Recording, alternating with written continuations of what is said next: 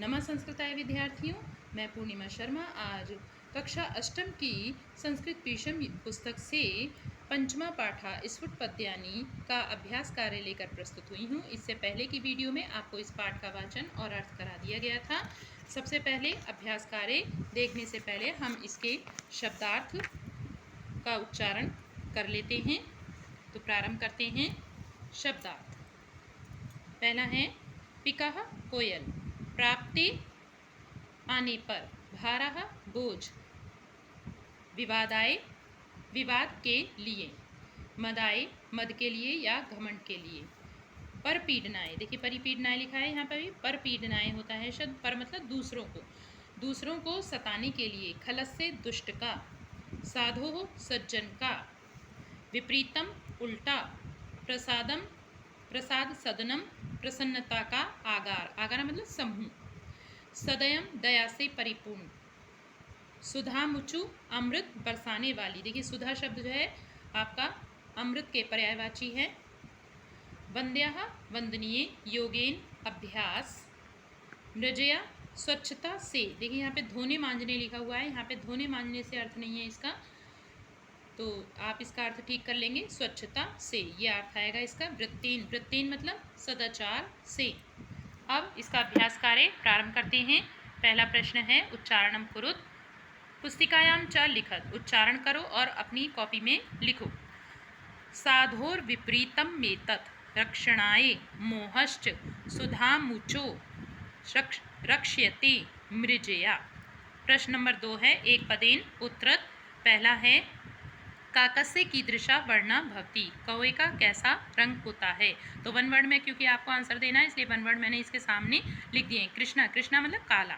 साधुः विद्या किमर्थम भवति, सज्जन की विद्या किस लिए होती है, ज्ञान के लिए। लोभा कस्य कारणम, लालच किसका कारण है, पापस्य, पाप का। प्रश्न नंबर 3 पूर्ण वाक्येन उत्तरत। अब आपको पूरे वाक्य में उत्तर लिखने हैं।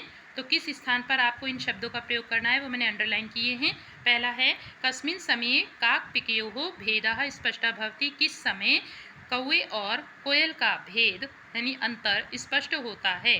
तो आप कस्मिन् समय के स्थान पर लिखेंगे वसंत समये प्राप्ते, फिर आगे ये प्रश्न से पूर्ण कर देंगे इसका आंसर, काक पिकयोः भेदः स्पष्टः भवति।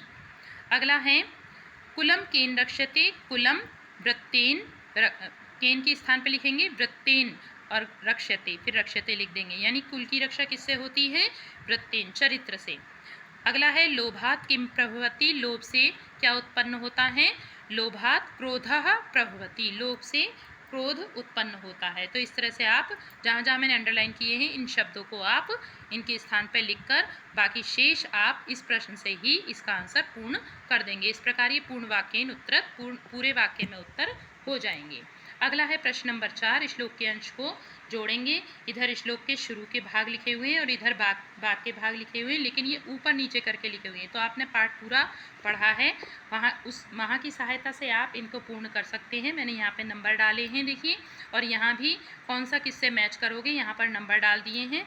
तो पहला है खलस्य साधोर विपरीतम एतत्, तो इसको हम जोड़ेंगे ज्ञानाय दानाय च रक्षणाय। यहाँ मैं इनका अर्थ नहीं बताऊंगी क्योंकि पाठ में मैंने इनका अर्थ आपको बता दिया है। लोभात मोहश्च नाशश्च, इसको हम जोड़ेंगे लोभा पापस्य कारणम। वदनम प्रसाद सदनम, सदयम हृदयम सुधा मुचो वाचाः। मृजया रक्ष्यते रूपम, कुलम वृत्तेन रक्ष्यते, देखिए रक्षत लिखा हुआ है, यहाँ पे मात्रा लगा लेंगे आप लोग, रक्ष्यते आएगा। तो 1 2 3 4 यहाँ पे डाला हुआ है और किससे किसका मैच होगा, 2 3 4 1, इस तरह से इसका मैच करेंगे। पाठ का अर्थ अच्छे से पढ़ेंगे जिससे कि आप इसका अर्थ जानकर इसको मैच कर सकें। अब है प्रश्न नंबर 5, उपयुक्त कथनानाम समक्षम आम इति अनुपयुक्त कथनानाम समक्षम न इति लिखत। जो कथन ठीक है उसके सामने आपको आम यानी कि हाँ लिखना है, आम लिखना है, आम का मतलब होता है हाँ, और जो अनुपयुक्त कथन है उसके सामने आपको न लिखना है यानी कि नहीं। तो पहला है आपको विद्या योगेन रक्षति, विद्या से योगेन मतलब अभ्यास से विद्या की रक्षा होती है। आम, ये बात सही है कि हम यदि अभ्यास करते हैं प्रतिदिन तो हमारी विद्या की, ज्ञान की रक्षा होती है। दूसरा है साधो विद्या विवादाय भवति, सज्जन की विद्या ज्ञान लड़ाई झगड़े के लिए होता है, ये गलत है। सज्जन की ज्ञान जो होता है वो लड़ाई झगड़े के लिए नहीं, दूसरों को ज्ञान देने के लिए होता है। तो यहाँ पर ये गलत है सेंटेंस, इसलिए यहाँ पे न लिखेंगे। फिर अगला है लोभा पापस्य कारणम भवति, लालच पाप का कारण होता है। ये बात सही है, इसलिए यहाँ पर आम लिखेंगे, आम मतलब हाँ। अगला है क्वेश्चन नंबर 6, संस्कृत भाषायाम अनुवादम कुरु। संस्कृत भाषा में आपको अनुवाद करना है। पहला है लोभ मोह और नाश का कारण है, तो इसके सामने मैंने इसका अनुवाद करके लिखा हुआ है। लोभा मोहश्च नाशश्च कारणम अस्ति। यहाँ पर स्थान नहीं था तो मैंने विराम नहीं लगाया, आप विराम लगाएंगे यहाँ पर। अगला है कुल की रक्षा सदाचार से होती है, कुलस्य रक्षा सदाचारेण भवति।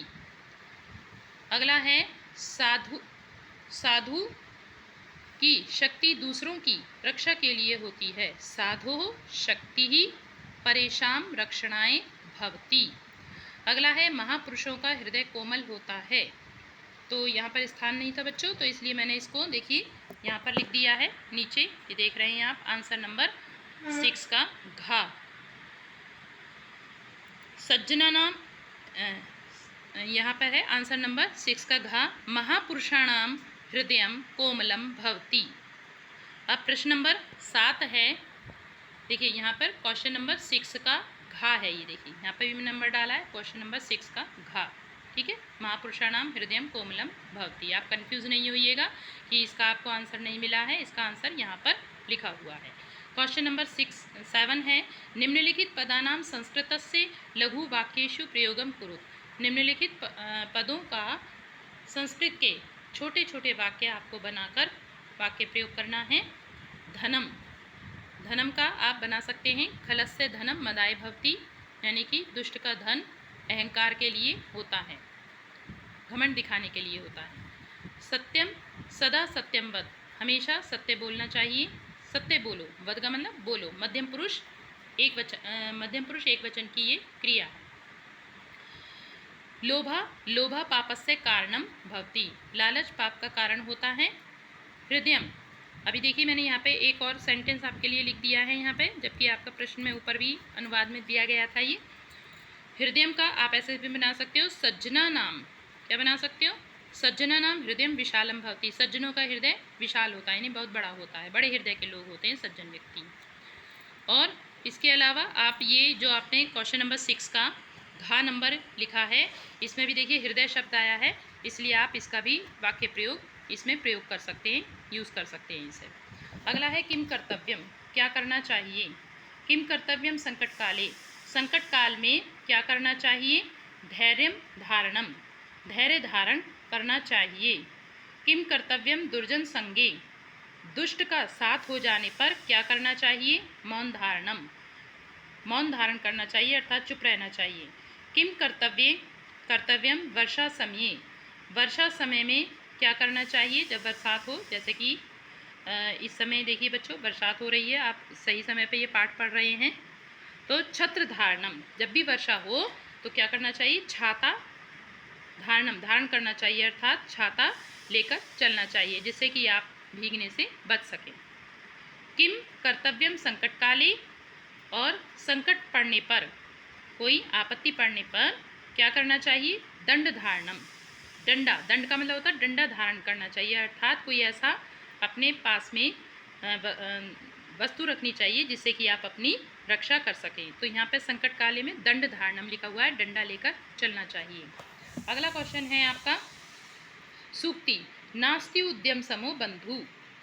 देखिए यहाँ पे नास्ति उद्यम समूह में आपकी कुछ संधि हुई है जो मैं आपको बता दूं। न में क्या है अ, और इसके बाद में क्या है अस्ति का अ, तो यहाँ पे ये देखिए दोनों मिलाकर क्या हो गई है, दीर्घ संधि हो गई है। और यहाँ पर क्या है उद्यम समूह, ई के स्थान पे क्या हो गया है यहाँ पे बच्चों, या हो गया है, तो ये कौन सी संधि हो गई है, यण संधि हो गई है, ठीक है। नास्ति उद्यम समूह, तो इस सूक्ति का अर्थ है कि यहाँ पे भी लिखा हुआ है मैंने कि परिश्रम के समान, उद्यम कहते हैं परिश्रम को, परिश्रम के समान कोई दूसरा मित्र नहीं है। बंधु मतलब मित्र नहीं है। आज के लिए इतना ही बच्चों। अगली वीडियो में अगले पाठ के साथ हम आपसे फिर मिलेंगे। धन्यवाद।